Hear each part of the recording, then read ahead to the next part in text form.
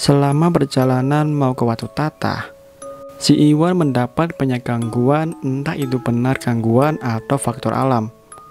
Nyatanya setiap jalan langkah per langkah dia seperti gendong carrier puluhan kilogram, padahal isinya cuma barang-barang pribadinya. Lantas aku bawain aja tuh tas dia. Dan saya ke bagian paling depan sendiri dalam perjalanan ke Watu Tata. Si Iwan di belakangku persis dan si Tony paling belakang. Si Iwan pun berkata, "Apakah aku mendengar suara rintihan minta tolong?" Aku jawab, "Gak kedengeran." Si Tony pun juga berkata gak kedengeran. Dan sepertinya yang denger cuma si Iwan doang. Dari suara rintihan, terus bau-bauan yang menyengat, hanya si Iwan doang yang merasakan. Dari situ saya berkata kepada si Iwan, "Makanya dari kemarin kan aku udah bilang, jaga omonganmu, karena ini bukan wilayah kita." Akhirnya dia pun meminta maaf dan berjanji gak ngulangin lagi. Setelah itu perjalanan terus berlanjut dan gak ada gangguan lagi sama sekali. Akhirnya kita sampai di pos Watu Tata agak sore dikit gara-gara si Iwan yang minta istirahat dulu. Sesampainya di pos Watu Tata, semua bagi-bagi tugas, ada yang buat tenda, buat masak, nyari kayu buat anget-anget badan nanti malam. Setelah semuanya selesai, si Iwan langsung mau tidur karena dia capek dan dia kekenyangan. Dan gue sama temen-temen lagi asyik main kartu bareng-bareng. Sehabis isya, si Iwan bangun kalau dia lagi mules. Akhirnya aku antar dia nyari spot buang ranjau darat. Semua anterin tuh, dia nyari spot yang enak. Dapatlah spot yang enak. Jaraknya kurang lebih 50 meter dari tenda kita. Akhirnya dia melanjutkan panggilan alamnya. Sembari menunggu dia buang ranjau, saya mencari buah-buahan raspberry karena saya suka sekali dengan itu buah-buahan. Senter sana sini dan betapa kagetnya saya ketika saya senterin tuh di belakang pohon ada bentuk pocong. Refleks saya berkata, "Anjing, pocong!" Lantas saya lari terbirit-birit, langsung ninggalin tuh si Iwan yang lagi buang ranjau karena saking kagetnya saya melihat bentuk seperti itu. Si Iwan juga sepertinya dengar kalau saya lari gara-gara melihat tuh permen sugus. Si Iwan juga lari ternyata di belakangku dan hanya menggunakan celana dalam doang karena saking takutnya. Sesampainya di tenda, teman-teman pada kaget. Kenapa aku kok lari sampai ngos-ngosan gini? Semua pada tanya kenapa. Aku pun jawab, "Pocong men, pocong. Anjim, gila bener-bener ini." Semua pada tanya di mana pocongnya. Pada penasaran, gue jawab tuh, samping pohon deket sama si Iwan yang buang ranjau tadi. Beberapa saat kemudian si Iwan datang dengan ngos-ngosan, muka pucat, dan cuma pakai celana dalam doang. Dia nyaut gini, "Bangsat lu, ngapain ninggalan gue bego?" Si Iwan ngomong kayak gitu ke aku. Aku balas dong, "Pocong men tadi, pocong ya Allah. Refleks juga kali diliatin kayak gitu, sial." Dan muka teman-teman pada pucat semua gara-gara kejadian ini. Si Iwan pun juga gitu, sampai-sampai celananya, HP, sama tisu basah masih ketinggalan di tempat dia buang ranjau. Teman-teman semua pada takut nemenin si Iwan mau ambil balik barangnya tadi yang ketinggalan. Dan sempet aku tanya, dia udah cepok apa belum? Dan ternyata belum. Gila, pantas saja bau banget, anjay. Mau coba gimana lagi kalau dilihatin kayak gitu? Refleks langsung lari lah.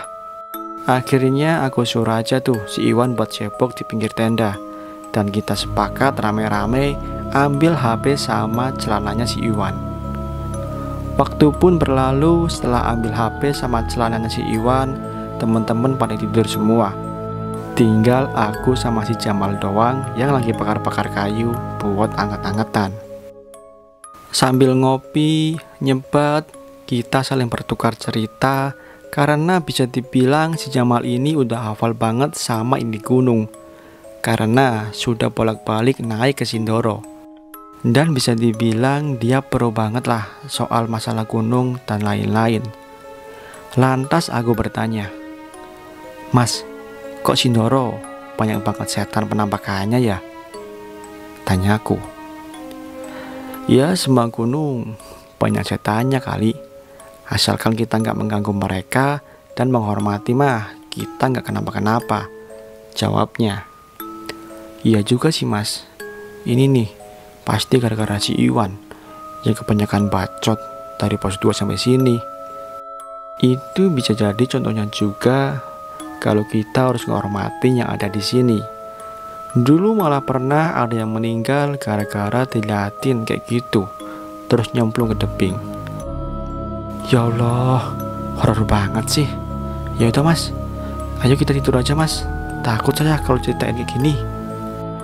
Lantas kami semua akhirnya tidur, dan susah buatku untuk memejamkan mata gara-gara kejadian tadi. Udah dicoba merem-meremin nih mata, kok ya susah banget.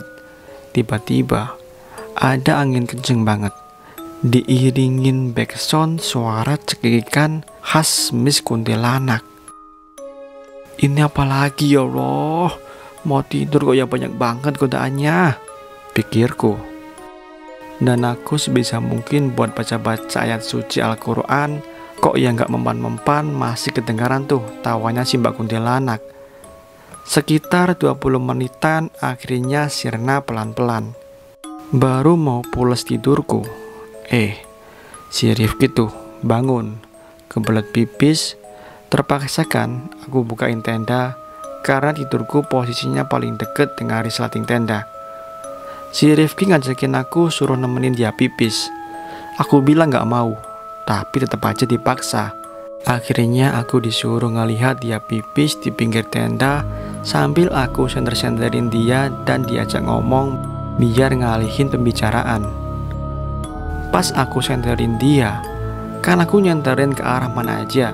Baru cakap-cakap sama si Rifki, kok tiba-tiba si Rifki diam 1000 kata. Aku panggil-panggil, dia nggak nyaut. Lantas aku senterin aja tuh dia. Masih berdiri, tapi kok kaku banget. Akhirnya aku samperin tuh. Dan waktu aku tabuk dari belakang, dia langsung lari ke tenda dan secara refleks aku ngikut dia. Lantas dia masuk sleeping bag sambil gemetaran. Aku tanya si Rifki, ada apa kok lari? Dia nggak gubris omonganku sama sekali. Aku tanya lagi tuh sambil toyorin kepalanya si Rifki. Baru dia cerita kalau tadi dia lihat kuntilanak lagi nangkrang di batang pohon sambil liatin si Rifki selama dia lagi pipis. Anjir, ini apa lagi ya Allah? Gangguan kok nggak selesai-selesai. Lantas aku tanya sama si Rifki, jangan sampai teman-teman tahu kalau kamu diliatin, soalnya juga aku denger itu kuntilanak ketawa sebelum kamu bangun suruh aku antar pipis. Teman-teman jangan kasih tahu ya. Dan si Rifki pun cuma bisa mengangguk-angguk dan dia akhirnya bisa tidur pelan-pelan. Setelah kejadian itu, akhirnya aku mau coba untuk tidur. Hingga jam 9 pagi, aku terbangun akan suaranya teman-teman yang mau summit ke puncak. Ya udah, kita buat makan aja dulu, summitnya jam 10-an aja, saranku. Dan teman-teman menyanggupi. Lantas aku bangunkan tuh si Rifki. Bangun dulu sarapan. Iya ya, aku bangun. Tapi aku gak ikut summit ya, lagi gak enak badan ini. Banyak alasan aja loh. Ayo toh, bentar lagi muncak loh. Tanggung dan deket gini kok. Lantas aku pegang tuh kepalanya si Rifki. Dan emang bener, dia lagi gak enak badan. Suhu badannya panas banget. Mungkin gara-gara semalam itu dia jadi shock. Pikirku begitu. Ya udah, kamu di sini sendirian berani gak? Tanyaku pada si Rifki. Iya gak apa-apa, aku berani kok. Paling juga aku tidur habis ini. Ya udah, kamu di sini aja ya, sautku pada si Rifki. Mendengar itu, si Iwan pun ingin menemani si Rifki. Gara-gara dia dah gak kuat lagi samitnya, dan akhirnya si Rifki pun ditemani sama si Iwan di tenda. Kita pun akhirnya samit berenam. Dalam perjalanannya pun gak ada keanehan dan kejanggalan apapun. Kita di puncak Sindoronya lama sih, sekitar 2 jam kita foto-foto di atas. Dan aku izin ke teman-teman buat turun duluan, karena aku udah kebelet banget. Dan aku pun turun ketika mulai ada kabut. Seketika kabut mulai lebat disertai rintik-rintik air saat aku hampir sampai tenda kami. Dan benar saja, sesampainya aku di tenda, baru 5 menit dan badai pun menerjang.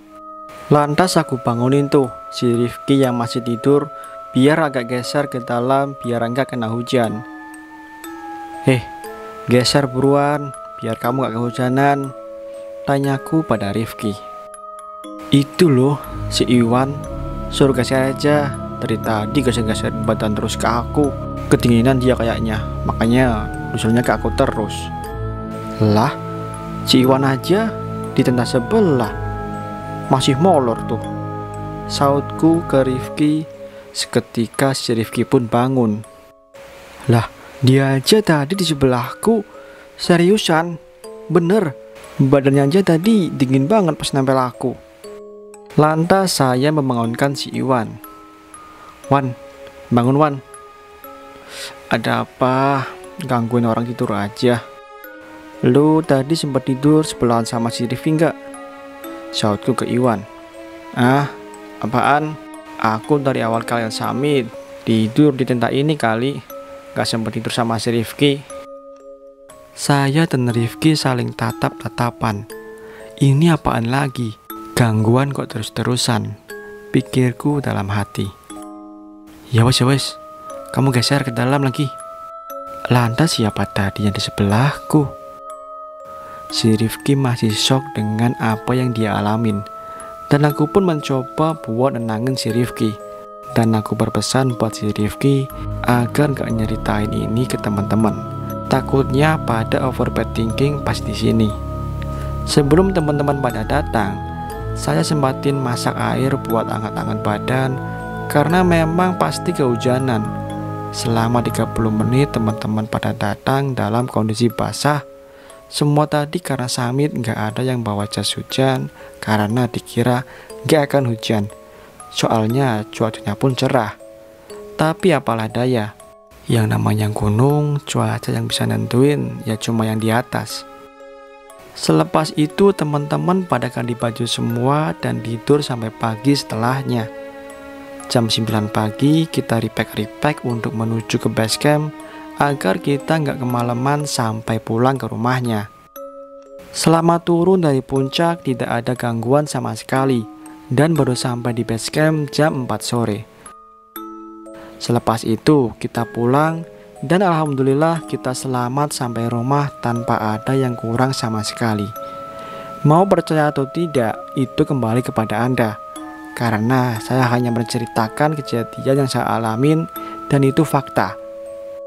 Dan ini bisa buat pelajaran bagi pendaki-pendaki lain yang suka naik gunung, agar lebih bisa menghormati penghuni asli sana.